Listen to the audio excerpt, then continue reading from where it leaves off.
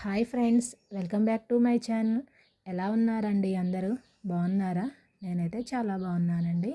First time కనుక మన videos చూస్తున్నట్టయితే మన ఛానల్ని సబ్స్క్రైబ్ చేయండి అమ్మా. ఇక ఇవాల్టి వ్లాగ్ చూసేద్దామా? దోసపిండి కోసమని నేను బియ్యం పప్పులైతే నానేసుకున్నానండి. కేవలం దోసపిండికి ఒక్క రోజుకే కాకుండా నేను 3 డేస్కి సరిపోను పప్పుని అయితే నానబెట్టుకున్నాను. 3 గ్లాసుల బియ్యం, 1 కప్పు మినప్పప్పు, అలాగే ఒక 2 చెంచాలు శనగపప్పు, ఒక 2 చెంచాలు పెసలు, అలాగే 1 టీ స్పూను మెంతులు కూడా వేసి మార్నింగ్ మొత్తం ఒక 8 అవర్స్ నానపెట్టేసుకున్నానండి. తర్వాత ఈవినింగ్ 6కి అయితే నేను గ్రైండర్లో వేసి ఇలా రుబ్బుకున్నాను. మనకి ఎంత అవసరం అవుతుందో అంత ఒక గిన్నెలోకి తీసుకొని మిగిలింది మొత్తం కూడా ఫ్రిడ్జ్లో అయితే పెట్టేసుకున్నాను. ఇది నెక్స్ట్ డే మార్నింగ్ అండి. బాబుకి లంచ్ బాక్స్ ప్రిపేర్ చేయాలనేసి నేను చేస్తున్నా అండి. అంటే హాఫ్ డే స్కూల్స్ కదండి, లంచ్ ఏం లేదు. మార్నింగ్ పాలు తాగేసి వెళ్తాడండి. పాలు వేడి చేసి ఇచ్చానండి. అందులో కొంచెం పౌడర్ వేస్తే తాగుతాడనేసి ఇచ్చానండి.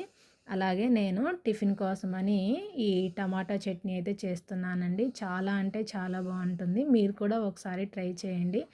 ఏం లేదండి, మీడియం సైజులో ఉండే ఒక 3 టమాటాలు, ఒక ఆనియన్, 4 పచ్చిమిర్చి ఇవన్నీ కట్ చేసుకొని ఇలా ఫ్రై చేసుకోండి. టమాటాలని కొంచెం ఉడికించుకోవాలండి. ఉడికించుకుంటే త్వరగా మనం మిక్సీ పట్టుకోవటానికి ఈజీగా అయితే అవుతుంది.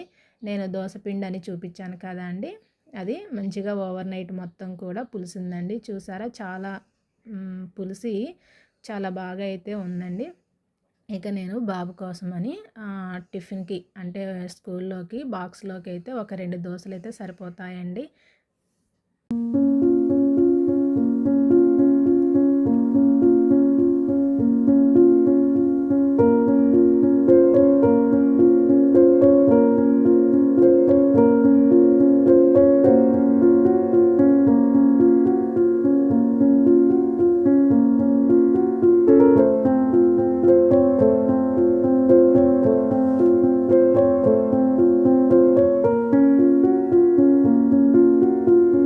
చట్నీ కోసం పల్లీలు కూడా వేయించి పక్కన పెట్టేసుకున్నానండి. పల్లీలు, ఈ టమాటా పేస్ట్ ఇవన్నీ కూడా కలిపేసి మనం చట్నీ అయితే మిక్సీ పట్టేసుకోవాలండి.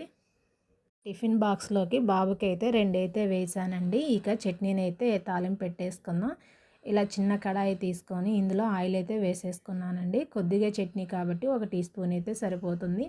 అందులో ఆవాలు, తాలింపు గింజలు, జీలకర్ర, కరివేపాకు, ఎండుమిర్చి వేసుకొని ఇలా పోపు అయితే పెట్టేసుకోవాలండి. దీన్ని చట్నీలో వేసేసి కలుపుకోవాలండి. ఒకసారి మీరు కూడా ఈ చట్నీని ట్రై చేయండి. చాలా అంటే చాలా బాగుంటుంది.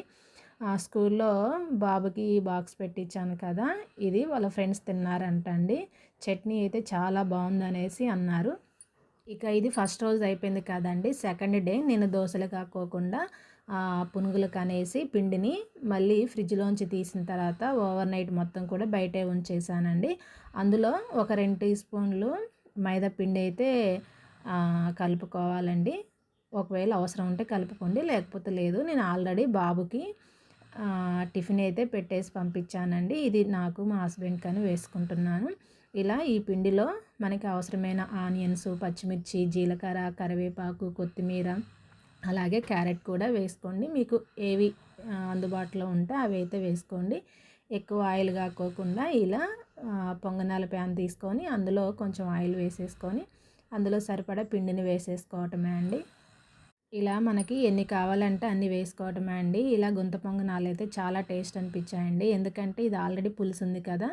ఈ దోశ కానీ, పునుగులు కానీ ఇవి ఎంత పులిస్తే అంత బాగుంటాయండి.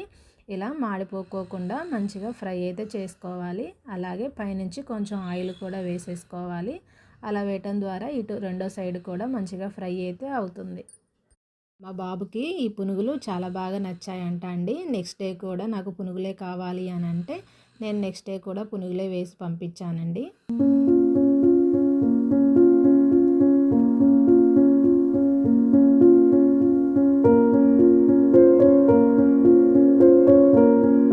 బ్రేక్ఫాస్ట్ చేయడం అయిపోయిన తర్వాత పాలైతే తీసుకొచ్చారండి. పాలని వాటిని మేము లీటర్ పాలైతే తీసుకుంటున్నామండి.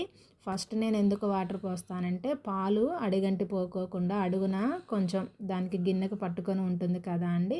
అందుకని నేను కొంచెం వాటర్ కొన్ని ఒక టీ గ్లాసు వాటర్ పోసేసి వేడైన తర్వాత పాలు పోసేసి వేడి చేస్తానండి. అలా వేడి చేయడం ద్వారా పాల గిన్నె అడుగంటుకోకుండా ఉంటుందనేసి నేను ఎప్పటినుంచో ట్రై చేస్తున్నాను.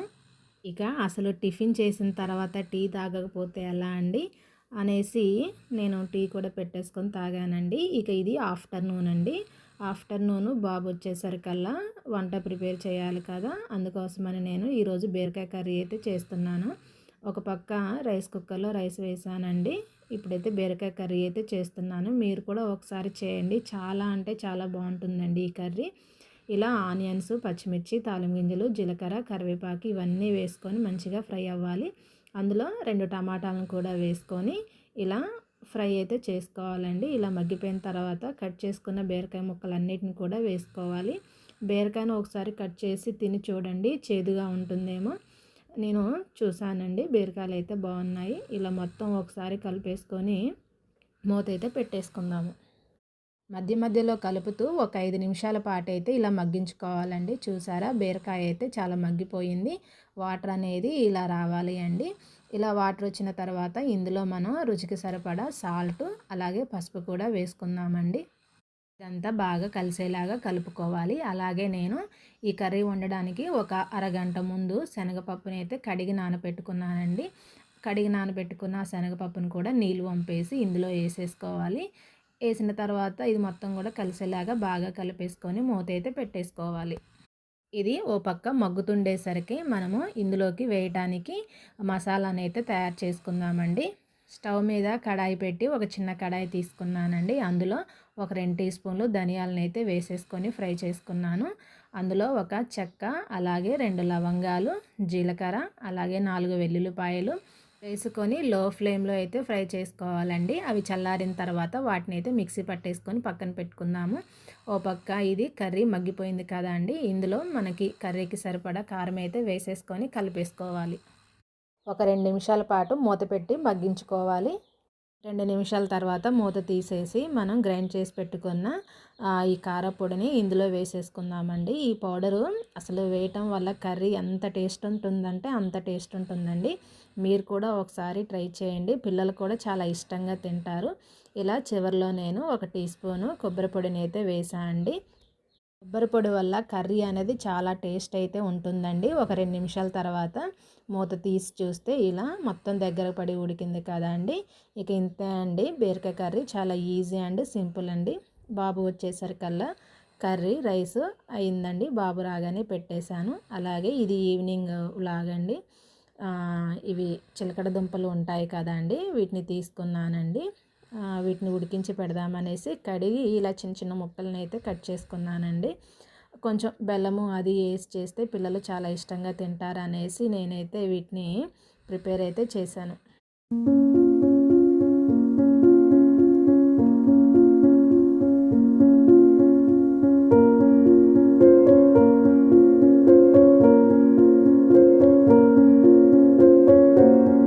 అన్నింటినీ ఇలా కట్ చేసుకోవాలండి. కట్ చేసుకున్న తర్వాత ఒక చిన్న కుక్కర్ అయితే తీసుకున్నానండి. అందులో నేను ఈ ముక్కలన్నిటిని కూడా అందులో వేసేసి ఒక 2 టీ స్పూన్లు నెయ్యి అయితే వేసేసి వాటి మొత్తాన్ని కూడా కలిపేసుకున్నానండి.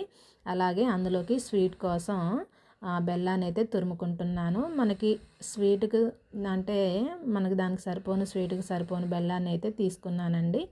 ఇలా చిన్న చిన్నగా తరిగికొని ఇలా ఈ కుక్కర్లో వేసేసుకోవాలండి. నాకు ఆ బెల్లం ఎక్కువ అవుతుంది అనిపించేసి కొంచెం అయితే తీసాను.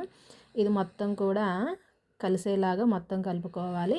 అందులో వాటర్ తీసుకొని ఈ కుక్కర్ మీద పెట్టేసుకొని ఆవిరి మీద ఉడికించుకోవాలండి ఒక 2 నిమిషాలు. తర్వాత విజిల్ పెట్టేసి కుక్కర్లో ఒక విజిల్ వచ్చేంత వరకు ఉడికించుకోవాలండి. చూసారా, చాలా బాగా అయితే ఉడికిపోయాయి.